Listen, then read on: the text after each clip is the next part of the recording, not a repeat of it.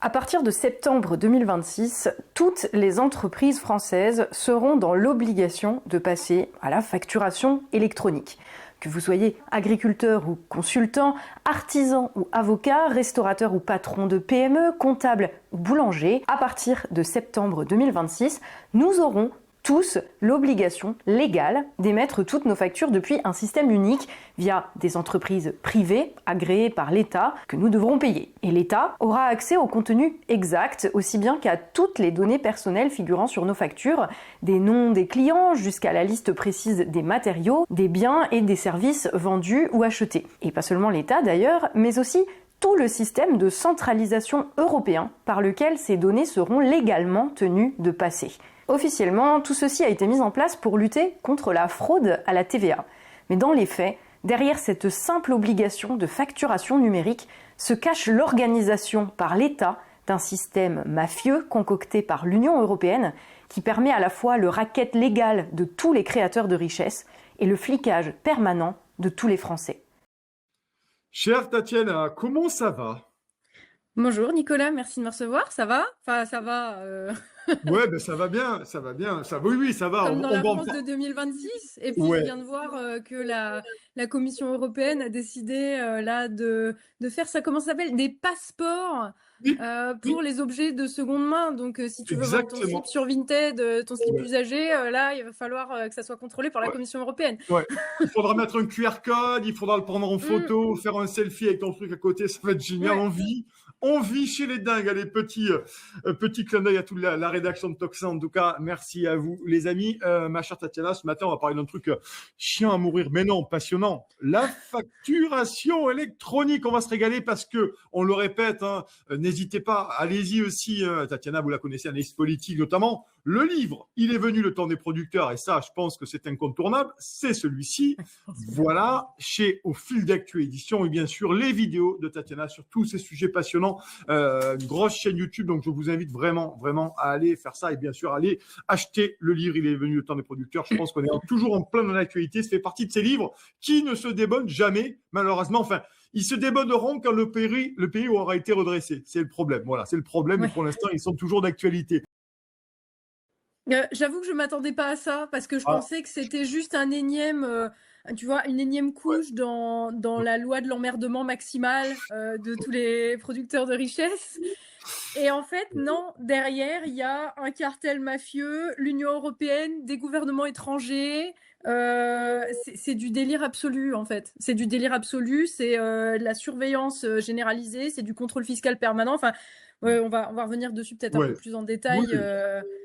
Parce on que a le temps. mais c'est fou parce qu'il y a beaucoup de il y a beaucoup de chefs d'entreprise, notamment dans les petites entreprises, dans les auto-entrepreneurs ou des gens qui sont en libéral, etc., qui ne savent même pas que ils vont être aussi obligés, eux, de passer à la facturation électronique. J'entends beaucoup de oui, mais si on fait pas beaucoup de chiffre d'affaires, on n'est pas concerné. Si, vous êtes concerné.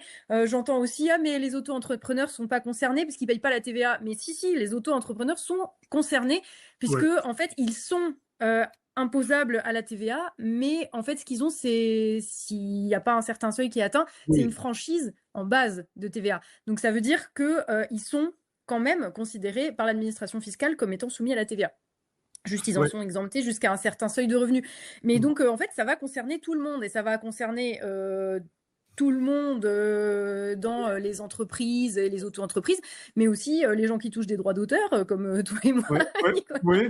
Ouais. Ouais. Ça va concerner également les libéraux, les médecins, les commerçants, les agriculteurs, tout le monde. C'est pas compliqué, à part si tu es uniquement salarié ou fonctionnaire, tu vas pas être concerné. Et encore, on va voir que si, parce que en fait, toutes les données qu'il va y avoir sur les factures, elles vont être transmises à l'administration fiscale Ouais. et aussi à cette espèce de réseau mafieux européen. Ouais. Enfin, Ouais. c'est du délire Ouais. absolu, quoi. Du délire Vraiment, je parce que tu as pensais fait pas la que ça allait vidéo. être là. Ouais, et c'est pour ça que je veux que tu nous en parles ce matin, parce que tu as trouvé plein de choses. Bien sûr, ça ne nous exonère pas, chers amis, d'aller sur la chaîne de Tatiana et d'acheter ses livres, parce que c'est vraiment important. Mais ce matin, je voulais qu'on fasse un point vraiment là-dessus. Et tu dis un peu comme Frédéric Baldan, hein, qui nous a l'air depuis un Oui, certain temps là-dessus, et qu'on salue Frédéric Baldan là-dessus. Toi, tu dis pareil, c'est une folie ce qui se passe. Donc, comment ça s'articule? Qu'est-ce que tu as découvert dans cette structure digne d'un cartel mafieux, pour reprendre tes mots? Alors, en fait, pour commencer, il faut bien comprendre qu'il y a 2 piliers sur lesquels repose ce truc et qu'on met dans le sac de la facturation électronique. C'est qu'il y a effectivement la e-facturation, donc le e-invoicing, la facturation électronique, qui va concerner toutes les transactions d'entreprise à entreprise, voilà. Et il y a aussi, ce qui je trouve est beaucoup plus grave en fait, c'est le e-reporting, donc le rapport électronique. Déjà, rien que le nom, tu te dis, ouh là, ça pue un petit peu. Ouais. Et en fait, toutes les entreprises, donc comme je te disais, auto-entreprises, libérales, tout ce que tu veux, on va tous être tenus en fait de transmettre toutes nos factures ainsi que les données qui sont contenues sur les factures dans le cadre de la facturation électronique et du rapport électronique à l'administration fiscale française. À la base, ils disent que c'est pour lutter contre la fraude à la TVA. En fait, c'est l'agenda européen, ça fait partie de ce qui va être obligatoire dans toute l'Europe à partir de... Enfin, ça va commencer à s'établir vraiment à partir de 2027 et jusqu'à 2035. Mais à partir de 2035, en fait, ça sera toute l'Europe qui sera... Enfin, toute l'Union européenne, pardon, cette structure politique, pas le continent, qui va être concernée par cette obligation. Et il va falloir transmettre toutes ces données à l'administration fiscale quasiment en temps réel, de manière à ce que l'État sache précisément qui a embauché quelle entreprise, pour exactement quel service. Il va y avoir tout, la liste de vos fournitures, des matériaux qu'il y a sur les factures, évidemment le nom, l'adresse, toutes les données personnelles de tous les fournisseurs et de tous les clients. Donc en fait là, c'est vraiment le principe de chacun se transforme en agent de renseignement du fisc. La connerie n'a pas de limite, elle est surtout sans fond. La fraude à la TVA n'est rien d'autre qu'un moyen de contrôle. Car si l'État voulait réellement s'attaquer aux pertes énormes causées par la fraude à la sécurité sociale et le blanchiment d'argent lié au narcotrafic, il agirait avec la même fermeté sur ces sujets.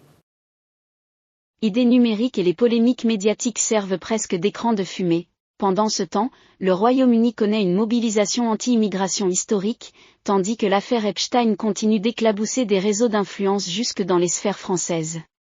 Les tensions ethno-culturelles, dont l'expression la plus radicale était les fameux grooming gangs dont on a parlé souvent sur ces plateaux. Bonsoir, le dossier Epstein en France reste l'un des plus grands scandales étouffés de la Ve République. Le pouvoir, quel que soit le gouvernement en place, a choisi le silence et l'opacité totale. Aucune commission d'enquête parlementaire, aucune perquisition chez les principaux suspects français, aucun témoignage public des victimes sur le territoire. Tout est verrouillé, classé, enterré. Cette omerta d'État vise un objectif clair, empêcher les Français de savoir qu'Epstein a peut-être été de ceux qui ont fait élire Macron. Voilà, cette vidéo est terminée. Merci d'avoir regardé et bon dimanche à tous.